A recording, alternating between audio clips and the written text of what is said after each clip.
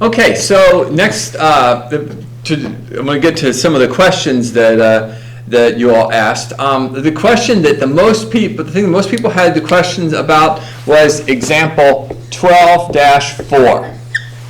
Okay, and so this says, this is on determining the capacitance of a capacitor.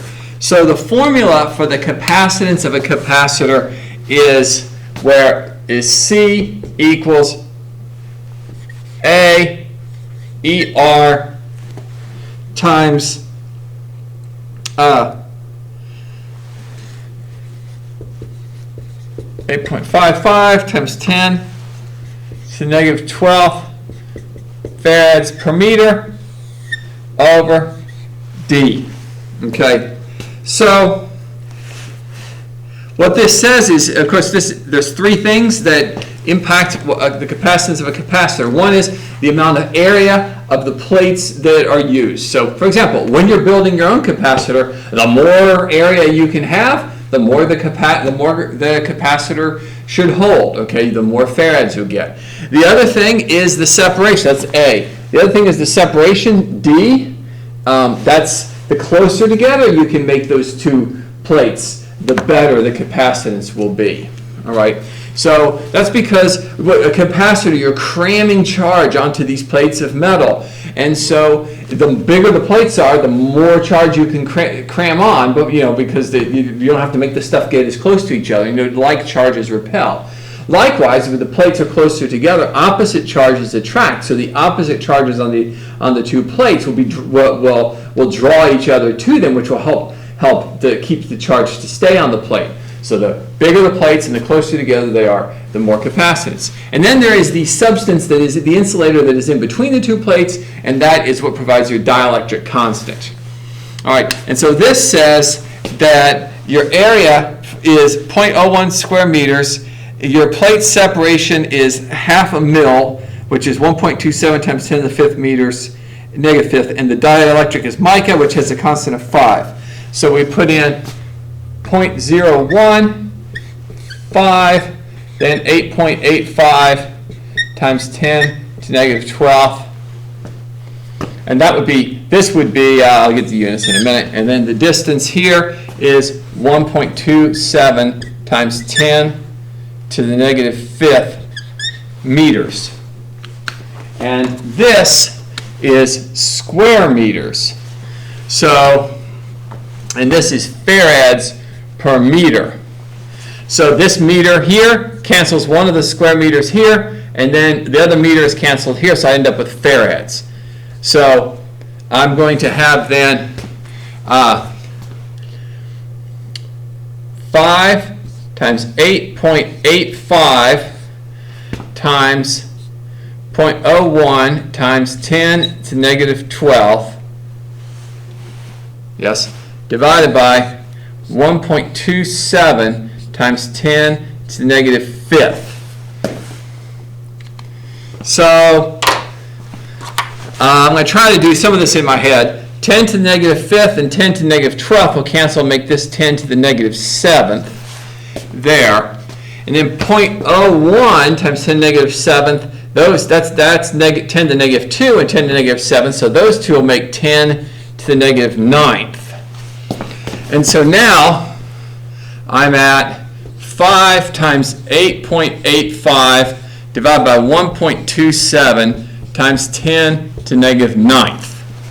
So I'm going to run these numbers through my calculator. So I'll go over here to the calculator.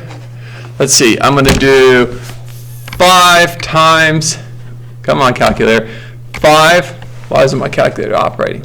Okay, there you go. 5 times 8.85 divided by 1.27. So I get, this is 34.8 times 10 to negative 9th. So that would be 34.8 nanofarads, because it was farads, farads, farads, farads. So 38.4 times 10 to the 8 nanofarads. The book gives it in microfarads, because if I go, let's see, 1, 2, 3 over, then it would be 0.034 microfarads. Now, let me go and come back and then do the related problem.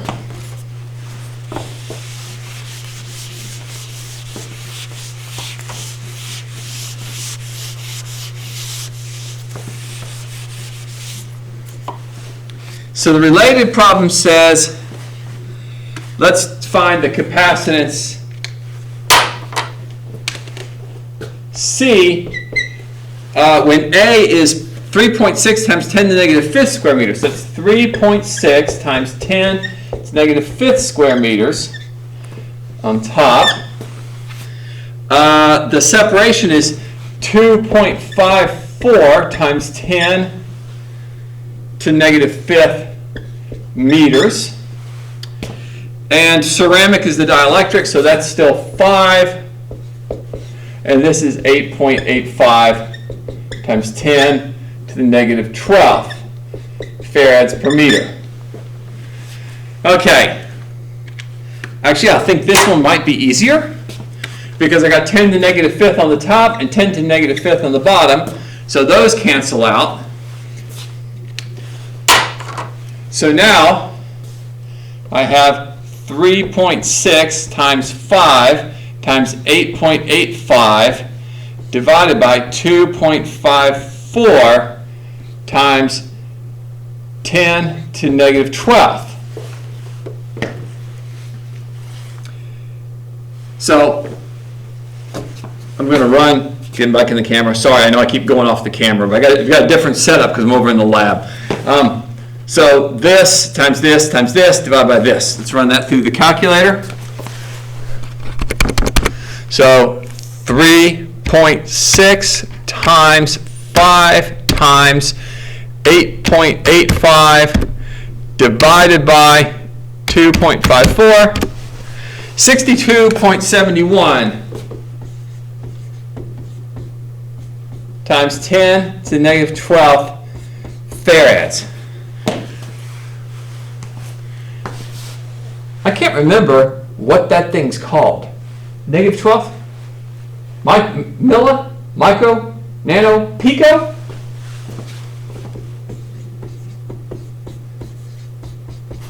62.71 picofarads maybe. So I'll stop and go look at the back of the book and make sure that's right. Pause it. Yep, that checked out. Got that one right. Okay, so this is the problem that the most people asked about. Okay. A question that one person had was connecting capacitors in series or parallel.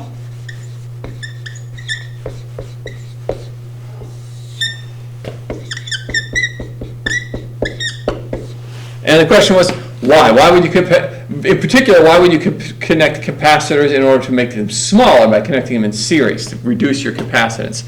And the answer to that is simply if you have, what you could imagine having a couple capacitors and you actually need less capacitance. But these are the capacitors you have at hand, so you have to know how to combine them to get less capacitance, to get down to the amount that you actually need. So that's a reason why you would connect things in series. All right. So let me look at other, pull out the next question that people had stuff about. So pause it for a moment. Okay, so another question that a couple of people had was 12.2. And basically I'm going to pass on that. That's converting like picofarads to microfarads to millifarads to nanofarads. And that's like all the other problems that we've done in converting micro and milli and stuff like that. We're far enough along, you'll figure it out, right? You've done enough of those. It's the same for capacitances as it is for amps, as it is for volts, as it is for ohms.